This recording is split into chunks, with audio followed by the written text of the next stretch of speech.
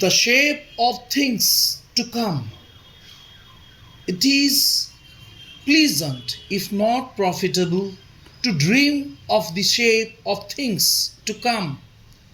Our ancestors from time to time dreamed of a time that was full of happiness, but they put the golden age back in the past, since when the world has gone from good to bad and is now going from bad to worse, from Satya Yuga to Kali Yuga, from the millennium towards annihilation.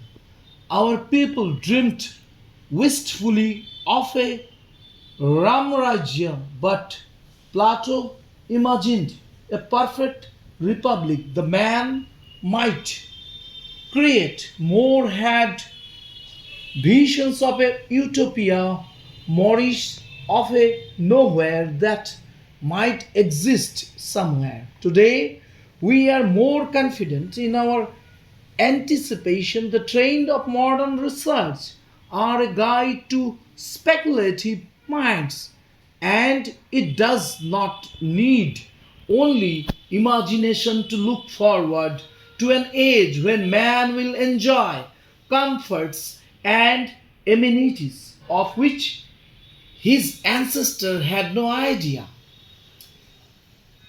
First, let us think of what our future household will be like.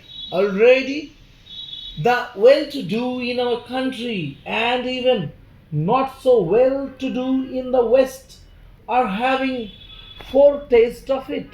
The housewife will have much relief from the drudgeries of housekeeping with electric cooker, refrigerators, cleaners, and washers. She will finish her domestic duties while gossiping with a friend or listening to an interesting radio program.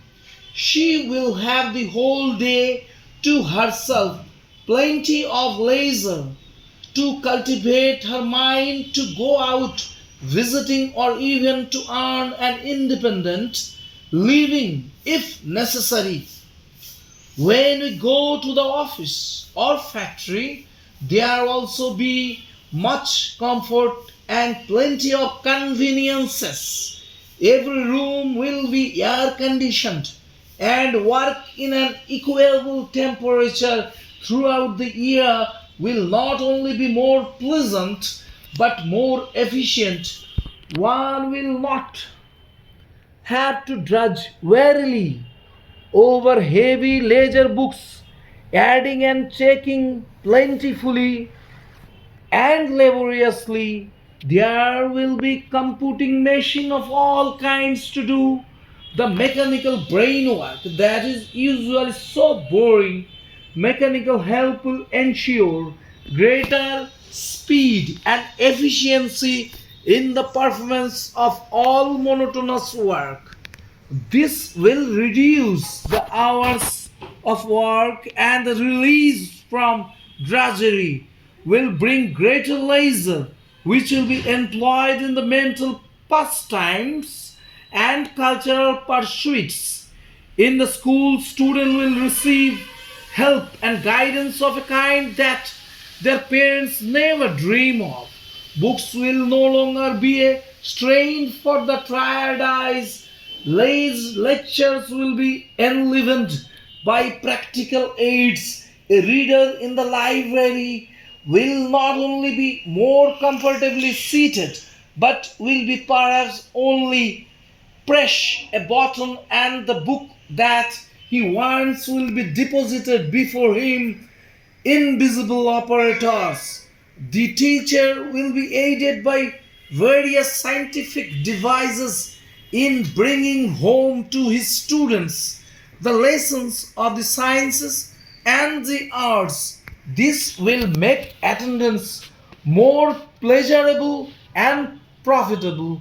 If it may be supposed that as a result of these diverse mechanical aids, man will exercise his limbs less than before, and the result will be an enfeeblement of the rest. But such apprehensions are groundless. On the contrary, man is today physically overworked and undernourished, mentally weary and exhausted. In the world to come, food and exercise will be nicely adjusted. Man will be more carefree, and this will be of greatest benefit to his all-round development. His amusements will not be the artificial stimuli jaded nerves that they are at present. They will express the joy of life in physical exercise, thus bringing body and mind into rhythmic harmony. Another great improvement will be in greater ease and freedom of communication. Space and time will be annihilated. Telephones will be fitted with television. Not only voice but gesture and expression will help communication between persons separated by 1,000 miles. Travel by atomic powered aircraft will rival the speed of thought in overcoming distances. Every home will have its fleet of helicopters, and people will just hop from house roof to house roof when they wish to visit friends and relatives. There will be greater traffic, but accidents will be eliminated with the help of radar devices, and the nerve wrecking noise made by the modern transport vehicle will be muffled by the scientific use of elastic materials. The shape of towns and villages will change beyond recognition. Towns will shoot skywards in giant skyscrapers. Village homes will spread out in gardens and orchards, swimming pools, and playgrounds. The skyscraper will be fitted with escalators and telephones and various other instruments of human conveniences, but they will be used only for offices and school and hospital and other public uses.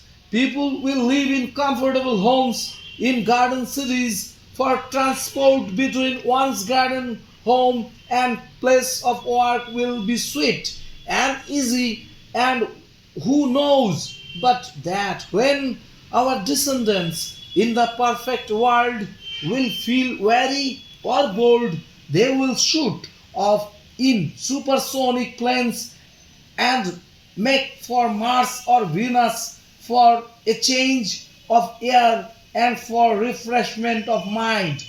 In modern society, a labor saving device means addition to the number of unemployed, but the future world will not rest upon exploitation of man and man.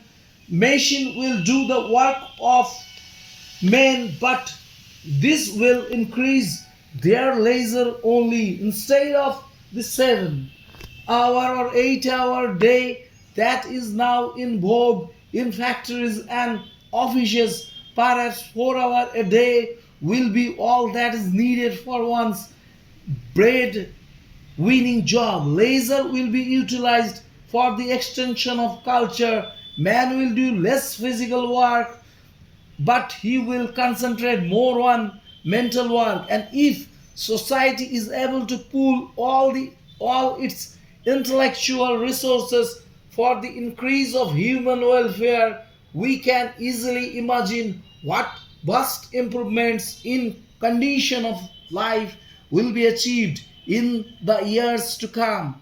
Diseases of all kinds will be horrors of the past, as epidemics like cholera, smallpox, plague are today in the West. Longevity will increase even perhaps as much as Bernard Shaw imagined, to 300 years or more. Men will acquire greater wisdom and they will evolve into being more perfect than ourselves. from Hyperion, John Keats, 1795 1821. As heaven and earth are fairer, fairer far than chaos and the old darkness through one's ships, and as we show beyond that, heaven and earth in form and shape, compact and beautiful, in will, in action, free, companionship, and thousand other signs of purer life, so on our heels a fresh perfection trades, a power more strong in beauty, born of us, and fated to excel us as we pass in the glory that old darkness. Thank you.